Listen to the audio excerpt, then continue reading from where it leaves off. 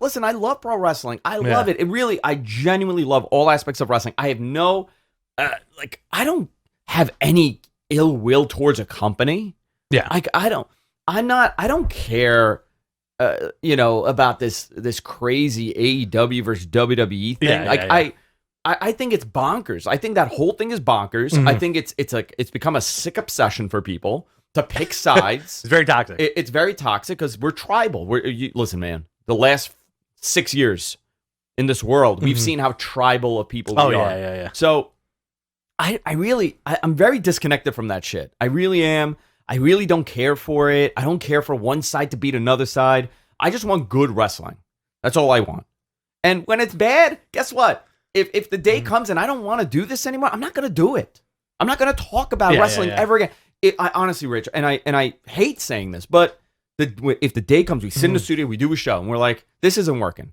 You know what? We have enough of a friendship that we can hang out and do some shit every day. Every week we can hang out. This is therapy for me doing this. So I don't understand that, Peg wanting a brand to fail.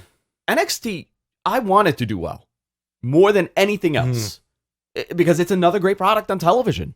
And that's what it comes down to. I agree with that. But go ahead, Rich. But I think a lot of this negativity comes from just, again, like we talked about last week, people not getting what they want and thinking there's some kind of conspiracy involved with it.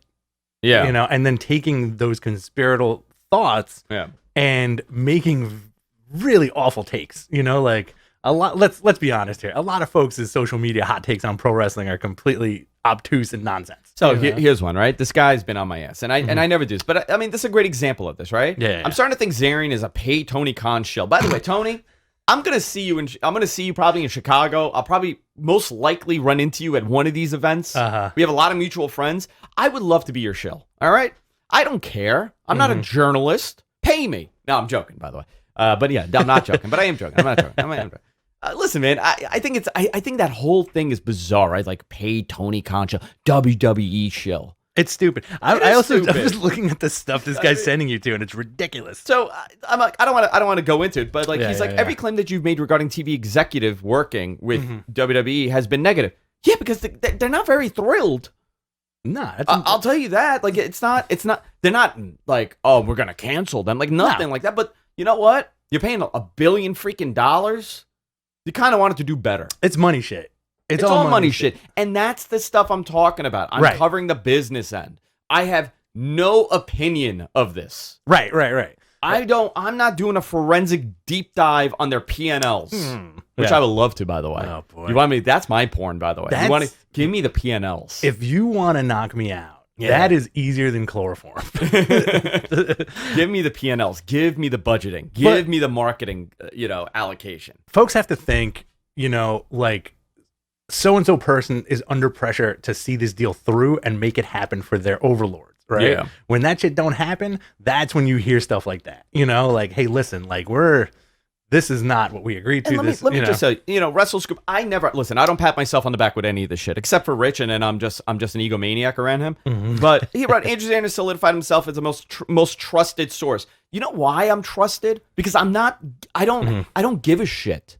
you know what I mean? Yeah. Like, I'm not trying to find stories like, okay, it's a Tuesday. Right. I don't have anything today. I don't have to do it because it's not my job. These guys have to post. And it's a right. I'm going to tell you, it becomes, I'm not, the guys that I talk to and work with, these guys are the best of the best, right? Regardless of you thinking that they're always right, they're always wrong, whatever. But these guys are like the best of the best. And I know we're running a short show, but I wanted to, now I'm on fire with this. But it is not easy having to do this. You have advertising, your career is based on this. It is a very difficult process. Right. And some people, I'm not going to say, and it's not anybody we talk about on the show, but some people say, oh crap, it's been 4 days. I don't have a big story. Exactly. Let me now fill in some blanks. I don't do that.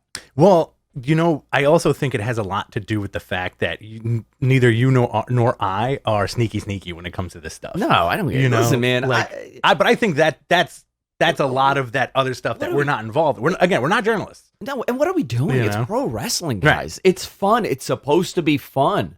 How are you so angry about it on the internet?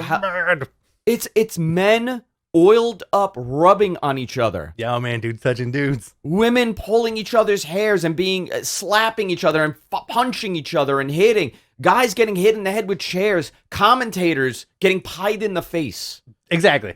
I mean, this is the most wacky stuff in the world. Are you the Snyder Cut of pro wrestling podcasters? I am the Snyder Cut. Yeah, this is gonna be a 14-hour version of the show. Look at Carissa. I acknowledged Andrew Zarian. I have acknowledged Andrew. Thanks for checking out this clip. For more, be sure to like and subscribe. In addition to this channel, the Mat Men Podcast is available wherever you get your podcasts, and it's also available on f4wonline.com as part of the Wrestling Observer Network.